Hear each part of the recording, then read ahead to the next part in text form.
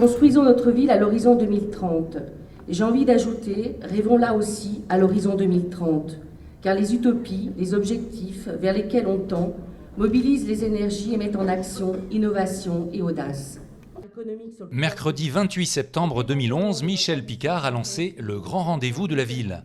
4 jours de débats, d'expositions et d'animations pour faire le bilan des réalisations à mi-mandat et pour projeter Vénissieux à l'horizon 2030.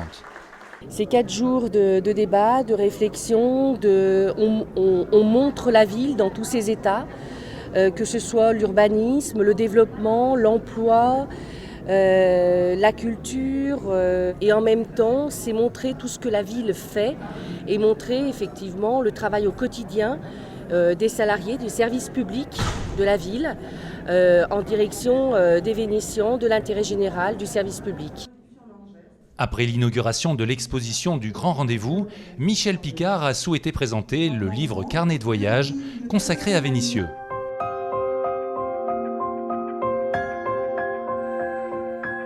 J'ai voulu un petit peu ce carnet de voyage en redécouverte. Donc ce livre s'appelle Vénissieux à notre regard. J'ai fait appel effectivement à 3 artistes. Je voulais que ce livre il soit effectivement 3 regards croisés, 3 arts entre guillemets différents aussi, avec des référents qui me tiennent à cœur, qui me sont personnels dans le monde artistique, que ce soit comme Ernest Pinault-Ernest ou Titouan Lamazou. C'est là le peuple des banlieues, il s'agite, il frémit, nos yeux ont déjà vu l'essentiel, tous ensemble, nous sommes heureux. Thierry Renard, qui vit et travaille à Vénissieux, a écrit des textes courts. Là, ce que je trouve de très beau, c'est justement réaliser un carnet de voyage dans des lieux qui nous sont familiers. Je trouve que c'est inattendu et c'est une aventure, en tout cas à titre, on va dire, personnel, qui est très très excitante et très très motivante par rapport à l'acte d'écrire lui-même. Olivier Fischer, artiste peintre, parle d'une vision différente de la ville.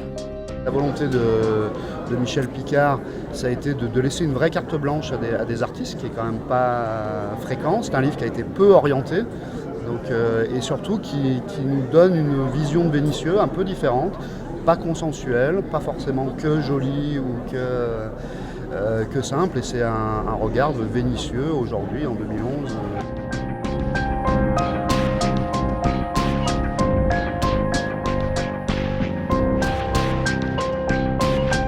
Jean Miaille, qui a réalisé les photos du livre, a sillonné Vénissieux de long en large.